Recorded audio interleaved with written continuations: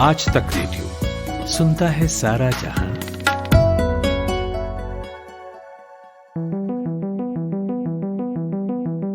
किसी विज्ञापन की एक लाइन है, जब घर में रखा हो सोना तो फिर काहे का रोना। आज के समय में अगर सोना के बाजार भाव पर नजर डालें तो ये लाइन कितनी सटीक बैठती है, खासकर तब जब सोने का भाव नए रिकॉर्ड पर पहुंच गया है। ये आपको तय करना है, लेकिन मैं आपको बता दूं कि सोने की कीमत 50,000 रुपए प्रति 10 ग्राम को पार कर चुका है। सोने की तो चांदी है, साथ ही चांदी भी प्रति किलो 60,000 रुपए को पार कर गया है। लेकिन ऐसा हो क्या रहा है? बाजार में खरीदार नहीं है, मार्केट में पहले जैसी रौनक नहीं है। हाल के कुछ आंकड़े ये भी बताते हैं कि गांवों या छोटे शहरों में लोग सोना बेच रहे हैं, फिर भी सोने की कीमत लगातार बढ़ क्यों नहीं है? और इस बढ़ती हुई कीमत के बीच में इसे खरीद कौन लोग रहे हैं? नमस्कार, मैं हूं ऋतुराज और आज तक रेडियो के इस पॉडकास्ट में आपका स्वागत है। सोने की चमक के पीछे का राज क्या है? कौन लोग इसमें अपना पैसा लगा रहे हैं, और लगा रहे हैं तो क्यों लगा रहे हैं? ये सोना खरीदने का सही समय है या बेचने का? इन सब चीजों पर बात करेंगे इस पॉडकास्ट में। मेरे साथ हैं अंशुमान तिवारी। आप आर्थिक मामलों को बारीकी से समझते हैं, बाजार पर नजर रखते हैं और इंडिया टुडे हिंदी पत्रिका के एडिटर हैं। स्वागत है सर आपका इस पॉडकास्ट में। धन्यवाद ऋतुराज। ये आखिर हो क्या रहा है? सब कुछ विपरीत है, लेकिन सोना है कि चढ़ता ही जा रहा है सर? सोना हमेशा सेफ हेवन होता है। सोने के साथ सोना एक ऐसी एसेट है या एक ऐसा निवेश है जो हमेशा उस समय चमकता है जब बाकी जगह संकट होता है। और ये ऐतिहासिक रूप से सिद्ध है 1930 की मंदी से लेकर आज तक की जब जब अंतर्राष्ट्रीय बाजार में अर्थव्यवस्थाओं में संकट आए हैं तो लोगों ने अपनी पूंजी निकालकर, बाकी जगहों से पूंजी निकालकर सोने की तरफ घुमाई है और सोने में निवेश किया है। तो एक तो ये सामान्य कारण है जिस वजह से सोने को सेफ हेवन माना जाता है। हालांकि ये धारणा पिछले सालों में 2008 के बैंकिंग संकट के बाद धीमे धीमे टूटी है, पर इस समय सोने की कीमतों में जो बढ़ोतरी है उसके कई सारे दिलचस्प कारण हैं। दिलचस्प कारण इसलिए भी हैं क्योंकि सोने की कीमत जहां तक जा रही है 50,000 रुपए प्रति 10 ग्राम, यानी लगभग $1850 पर आउंस के अंतर्राष्ट्रीय स्तर पर है। और जो हमारे पास फोरकास्ट आ रहे हैं, जो हमारे पास भविष्यवाणियां आ रही हैं, वो आ रही हैं कि अगले 3 से 4 महीनों में सिटी ग्रुप का कहना है कि ये $2,000 पर आउंस पर पहुंच जाएगा, 60,000 से 65,000 रुपए प्रति 10 ग्राम की कीमत पर पहुंच जाएगा।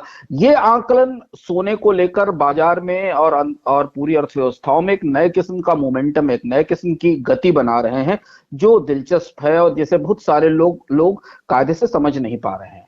पिछले कुछ समय में देखा है कि बैंकों ने भी ब्याज दर जो है वो लगातार घटाई है। क्या इसका भी कोई कारण है सोने के भाव को लेकर, अगर हम इसे समझना चाहें तो? हाँ, ये दूसरी बड़ी वजह है। पहली बड़ी वजह तो ये है कि लोग सुरक्षा की दृष्टि से या मंदी के में अपने नुकसान को बचाने के लिए सोने को हेज के तौर पर या बचाव के तौर पर इस्तेमाल कर रहे हैं। और दूसरी सबसे बड़ी बात यह कि अंतर्राष्ट्रीय बैंकों ने पूरी दुनिया के बाजार में ब्याज दरें काफी तेजी से काटी हैं। कुछ अर्थव्यवस्थाओं में तो ब्याज दरें 1% और 0% के आसपास है।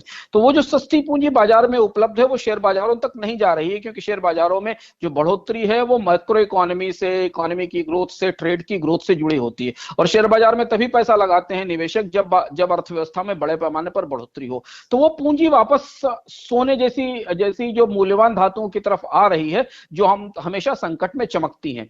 तो जब तक आने वाले समय में बैंक अपनी ब्याज दरें कम करते रहेंगे या मॉनेटरी पॉलिसी इजी रखेंगे, जिसकी संभावना आने वाले समय में है, क्योंकि अभी हमने देखा कि यूरोपियन यूनियन ने अपने यहाँ पूरी अर्थव्यवस्था को उबारने के लिए एक नया रिस्ट्रक्चरिंग पैकेज पे सहमति बनाई यूरोपियन यूनियन के सारे सदस्यों ने। अमेरिका की तरफ से भी अमेरिकन फेडरल रिजर्व भी लगातार बाजार में पूंजी छोड़ रहा है। तो ये जो सस्ती पूंजी उपलब्ध है ये घूमकर सोने के बाजार की तरफ आ रही है और सोने को फुला रही है। इसलिए शायद सोने की जो पारंपरिक खरीद होती थी, जो पारंपरिक तौर पर लोग खरीदते थे, उनकी जगह निवेशक सस्ती पूंजी लेकर सोने के बाजार में आ डटे हैं और इसलिए सोने की कीमतों में बढ़ोतरी की संभावना लगातार बनी हुई है। एक चीज है कि बाजार तो चल नहीं रहा, बाजार में मांग नहीं है, फिर पैसा कौन लगा रहा है? मतलब सोना क्यों बढ़ रहा है इसके बावजूद? दो बड़ी वजह हैं। पहली चीज तो ये कि जैसे जैसे अंतर्राष्ट्रीय बाजारों में गिरावट आई और कोविड का प्रकोप शुरू हुआ पिछले साल दिसंबर से, और इसके लंबे चलने की भविष्यवाणियां आने लगी, दुनिया भर के निवेशकों ने सोने की तरफ देखना शुरू किया। और इसलिए सोने के साथ एक दिलचस्प बात यह है कि सोने ने पिछले 6 महीनों में दुनिया में किसी भी दूसरी एसेट क्लास से, चाहे वो रियल एस्टेट हो, चाहे वो स्टॉक मार्केट हो, वो उनसे ज्यादा रिटर्न दिया है। आमतौर पर लगभग 25% के आसपास का रिटर्न सोने ने पूरी दुनिया में दिया है। तो जब कोई भी संपत्ति, कोई भी एसेट इतना अच्छा रिटर्न देती है तो स्वाभाविक सी बात है कि निवेशक अपना पैसा इस तरफ ले जाएंगे। आमतौर पर सोने को अच्छा निवेश नहीं माना जाता, क्योंकि सोने को संक इन्वेस्टमेंट मानते हैं।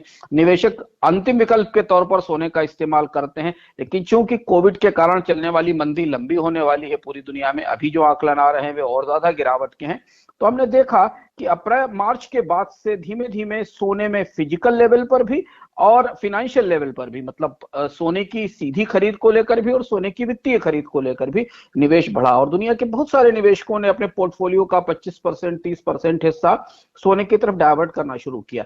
इसको हम दो तरह से देख सकते हैं। एक तो सोने की जो बाजार, पूरी दुनिया में सोने की कीमतें बढ़ी, इसलिए हम $2000 पर आउंस की बात कह रहे हैं। दूसरा कि गोल्ड ईटीएफ में जो एक्सचेंज ट्रेडेड फंड्स हैं, जो गोल्ड जो पेपर गोल्ड है, जिसमें कि आप सोने की कीमत के बराबर का निवेश किसी एक इंस्ट्रूमेंट में करते हैं और उसकी कीमत सोने की कीमत के आधार पर बढ़ती है, उसमें बड़े पैमाने पर निवेश हुआ। तो सोने की फिजिकल डिमांड उतनी नहीं थी जितना कि सोने की फाइनेंशियल डिमांड आई, और सोना अचानक निवेशकों की पसंद बन गया। जो अभी तक लोगों की पसंद एक लग्जरी के तौर पर या आभूषण के लिए या उद्योग की पसंद होता था, वो निवेशकों की पसंद बन गया। भारत के में भी गोल्ड के ईटीएफ में मार्च से लेकर लगातार निवेश बढ़ता चला गया, और बल्कि जून तक वो रिकॉर्ड कीमत पर था।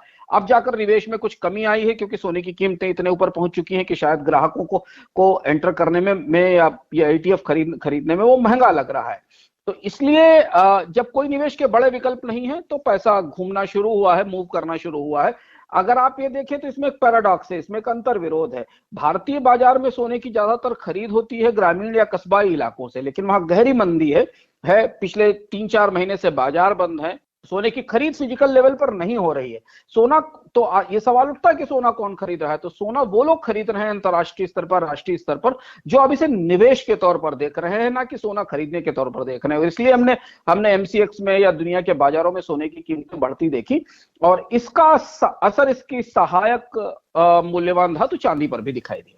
सोने को लेकर बात हो रही है, चांदी का आपने जिक्र ही कर दिया। चांदी का भी भाव जो है वो 60,000 के पार चला गया है। यहाँ के बाद क्या घटेगा, बढ़ेगा?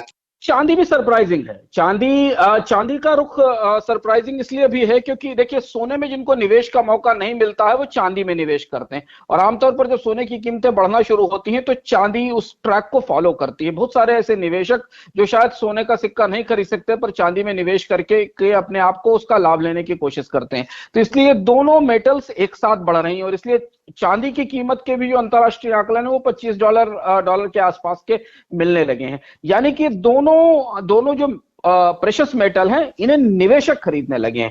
उपभोक्ता खरीदे या चांदी के जेवर बनाने वाला या चांदी के बर्तन बनाने वाला खरीदे तो अलग बात है, इन्हें निवेशक खरीदने लगे। इसलिए अंतरराष्ट्रीय बाजार में बड़े पैमाने पर ट्रेडिंग हो रही है। और इसलिए WGC वर्ल्ड गोल्ड काउंसिल ने अपनी ताजी रिपोर्ट में ये कहा था कि सोना आने वाले समय में निवेश की पसंद होने वाला है। अभी तक सोने की खरीद होती थी भावनात्मक कारणों से या समृद्धि के कारणों से या सांस्कृतिक कारणों से होती थी, या फिर सजावट के तौर पर या बाकी चीजों के तौर पर होती थी। पर WGC ये मान रहा है कि जैसे जैसे अर्थव्यवस्था में मंदी गहराएगी, कोरोना का असर बढ़ेगा, वैसे लोग अपनी बचत को सोने की तरफ घुमाना शुरू करेंगे, चांदी की तरफ घुमाना शुरू करेंगे, और वो बात हमें सामने आती दिखाई दे रही है। निवेशक आखिर क्यों सोने में पैसा लगा रहे हैं? उनको ऐसा क्या दिख रहा है अभी? सोने का आउटलुक पॉजिटिव है। सोने का आउटलुक इसलिए पॉजिटिव है क्योंकि हम देखते हैं कि स्टॉक मार्केट में थोड़ी तेजी है, पर इसको बहुत सारे लोग बबल मान रहे हैं, और बबल जैसा दिख भी रहा है क्योंकि भारतीय शेयर बाजार में कुछ ही शेयर बढ़ रहे हैं, दुनिया के शेयर बाजारों में भी उतार चढ़ाव है। ऐसी परिस्थिति में देखिए, सोना अपने आप में एक मूल्यवान धातु है जिसका दोबारा उत्पादन नहीं हो सकता। जितना सोना बाजार में उपलब्ध है उतना ही बिकने के लिए आता है, लेकिन इसके साथ सोने की कीमत इसके फाइनेंशियल पार्ट को भी है, इसके पेपर गोल्ड के हिस्से को भी प्रभावित करती है। अभी जो आउटलुक मिल रहे हैं हमको, वो आउटलुक 60,000 तक के हैं, 2000 औंस तक के हैं। और अगर ये मंदी गहराती है, सेकंड राउंड आता है, तो लोग मान रहे हैं कि सोना 70-75 हजार तक जाएगा, यानी करीब 2200-2100 औंस डॉलर पर आउंस के लेवल तक चला जाएगा। और अगर इस स्तर तक जाएगा तो जो लोग ये सोच रहे हैं वो सोने में लगातार निवेश कर रहे हैं। और एक स्वाभाविक सी बात है कि जिस एसेट में लगातार निवेश बढ़ता चला जाता है उसके तेज होने का आउटलुक दिखता है। और आप सामने देखिए, रियल एस्टेट में पूरी दुनिया का बाजार टूटा हुआ है, भारत की हालत बुरी तरह खराब है। स्टॉक्स में कुछ थोड़ी सी अपॉर्चुनिटीज बची हैं, लेकिन जो अच्छे स्टॉक्स हैं वो इतनी ऊंची वैल्यू पर बाजार में पहुंच चुके हैं, जैसे रिलायंस के स्टॉक को ही देख लीजिए उदाहरण के लिए, भारत में इतनी ऊंची वैल्यू पर पहुंच चुके हैं कि निवेशकों को अब उसमें आगे जाने की संभावना नहीं दिखती, बल्कि नीचे करेक्शन होने की संभावना है। जब वो नीचे गिरेंगे तब नीचे के लेवल पर लोग उसमें खरीदारी करके प्रवेश कर सकते हैं। इसके अलावा बाकी कमोडिटी मार्केट में मंदी है, क्योंकि दुनिया के बाजार में स्टील की, तांबे की, क्रूड की डिमांड बढ़ने की संभावना नहीं है मंदी के कारण। ऐसी परिस्थिति में पूरा का पूरा माहौल सोने और चांदी के पक्ष में है। सोने और चांदी में निवेश के पक्ष में है, सोने और चांदी में प्रॉफिट बुक करने के पक्ष में है। ऐसा क्या हो जाता है बुरे वक्त के समय में कि लोगों में सोने के प्रति विश्वास बढ़ जाता है? पारंपरिक तौर पर सोना सेफ हेवन है। सोना अपने आप में एक ऐसी कमोडिटी है जिसको आप कभी भी इनकैश करा सकते हैं, क्योंकि दुनिया में सीमित मात्रा में उपलब्ध है। बहुत सारे दुनिया के देश अपने रिजर्व का हिस्सा सोने में रखते हैं। हालांकि गोल्ड स्टैंडर्ड नहीं है, लेकिन फिर भी सोने में दुनिया के देश अपना निवेश करते हैं। बैंक्स अपना रिजर्व सोने में रखते हैं। तो सोने को लेकर एक वैल्यू प्रिपोजिशन या सोने को लेकर एक वैल्यू की संभावना तो रहती ही है, और इसीलिए उसको सेफ हेवन माना जाता है। और जब अर्थव्यवस्थाएं गिरती हैं तो पहले लोग चुनते हैं मजबूत करेंसीज, और जब करेंसीज भी मेल्ट होना शुरू होती हैं तब लोग आते हैं धातुओं की तरफ, और उस धातुओं में सोना सबसे ज्यादा महत्वपूर्ण धातु इस संदर्भ में मानी जाती है। मतलब जिस तरीके से दाम बढ़ रहा है सर, ये तो आम लोगों से दूर होता चला जाएगा सोना ऐसे में तो। हाँ, अब ये सवाल यहाँ बड़ा दिलचस्प है कि आपको इस समय सोना खरीदना चाहिए या बेचना चाहिए आम लोगों की दृष्टि से आप समझें तो यदि किसी के पास सोना है और वो बेचना चाहता है और उसने है तो उसे इस समय 25% 26% का रिटर्न मिल रहा है। तो सोने को बेचने के लिए एक उपयुक्त समय है। बाजार में एंटर करने के लिए शायद उतना अच्छा समय नहीं होगा अगर आप बहुत रिस्क लेने वाले इन्वेस्टर नहीं है, क्योंकि यहाँ अगर आप 50,000 रुपए के लेवल पर सोने की खरीदारी शुरू करेंगे तो आपको 60,000 65,000 रुपए तक की कीमत मिल सकती है अभी जैसी संभावना दिखाई दे रही। लेकिन जिन्होंने पिछले साल 30,000 28,000 35,000 के लेवल के ऊपर सोना खरीदा था, उनके लिए प्रॉफिट बुक करने का इससे अच्छा समय नहीं है। और इसी लोग ये मान रहे हैं कि शायद थोड़े समय के बाद सोना बाजार में बिकने आना शुरू होगा। अभी भी लोग इस उम्मीद में है कि कीमतें और बढ़ेंगी और बिकने आना शुरू होगा, तो ये तेजी शायद नीचे आएगी। लेकिन भारत में बहुत बड़े पैमाने पर सोने की प्राइवेट होल्डिंग है। भारत में लोग बड़े पैमाने पर सोना रखते हैं। दुनिया के सबसे बड़े सोने के निजी होल्डिंग वाले बाजार में है उसमें से कुछ सोना बाजार में बिकने के लिए आना भी शुरू हो गया है, क्योंकि बहुत सारे लोग प्रॉफिट बुक करना चाहते हैं। तो ये हर व्यक्ति पर निर्भर है कि वो अपने सोने की होल्डिंग को या गोल्ड की होल्डिंग को कैसे देखता है। वो इसे इन्वेस्टमेंट के तौर पर देखता है, सिक्योरिटी के तौर पर देखता है। पर दोनों तरह से अगर आप प्रॉफिट कमाना चाहते हैं आने वाले समय में, तो सोने में आने वाले समय में बढ़ोतरी से आप ETF खरीद कर, खासतौर पर ETF सुरक्षित निवेश है, ETF या गोल्ड बॉन्ड जैसे इंस्ट्रूमेंट खरीद कर सोने पर प्रॉफिट कमा सकते हैं। और अगर आपके पास सस्ती कीमत का सोना पुराना रखा हुआ है तो उस पर इस समय प्रॉफिट भी बुक किया जा सकता है। एक अंतिम सवाल पूछना चाहूंगा कि ये सोना और रुपया का कोई कनेक्शन है क्या? दोनों को जोड़कर देख सकते हैं क्या? आमतौर पर कनेक्शन होता है उस समय जब हम देखते हैं कि बड़े पैमाने पर सोने का इंपोर्ट बढ़ता है और रुपए में गिरावट आती है। पर इधर ऐसा हो नहीं रहा है। रुपया लगभग स्थिर है, थोड़ा मजबूती की तरफ ही है पर सोने के मूल्य लगातार बढ़ रहे हैं, और सोने के मूल्य बढ़ रहे हैं उसके निवेश की जरूरत के आधार पर। हाँ, अगर रुपए के मूल्य में गिरावट आती है, आने वाले समय में रुपया टूटता है, तो सोने की कीमत में बढ़ोतरी होगी। पर हमने पिछले दिनों में भारत में सोने का इंपोर्ट बढ़ते नहीं देखा है, और इसीलिए भारत का current account deficit positive side में दिखाई दिया था हमें, क्योंकि भारत बड़ा सोना आयातक है, पर बाजार में इतनी मांग नहीं थी, इसलिए सोने का आयात नहीं हुआ। और यही एक बड़ी दिलचस्प सी चीज है कि भारत में सोने का आयात नहीं हो रहा है। सोने को बेचने वाले प्रमुख बाजार यानी सराफा बाजार लॉकडाउन के कारण लंबे समय से बंद हैं। सोने के सबसे बड़े ग्राहक जो ग्रामीण और कस्बाई इलाकों में हैं, उनकी आय में जबरदस्त कमी आई है, वो मंदी के शिकार हैं। उसके बाद भी बाजार में सोने की कीमतें लगातार बढ़ती जा रही हैं अंतर्राष्ट्रीय बाजार के असर से। इसका अर्थ यह है कि वो लोग जो आमतौर पर पहले सोना खरीदते थे वो नहीं खरीद रहे हैं, बल्कि कुछ नए लोग बाजार में आए हैं जो अब इसका निवेश के तौर पर इसकी खरीदारी कर रहे हैं। शुक्रिया अंशुमान सर इस जानकारी के लिए। आपने सोने के पीछे की जो चमक है उसको थोड़ा सा आम लोगों के लिए क्लियर किया, और हमें लगता है कि अब हम लोग बहुत अच्छे से समझे हैं कि आखिर बाजार बंद होने के बावजूद, मांग कम होने के बावजूद सोना क्यों लगातार चमक रहा है।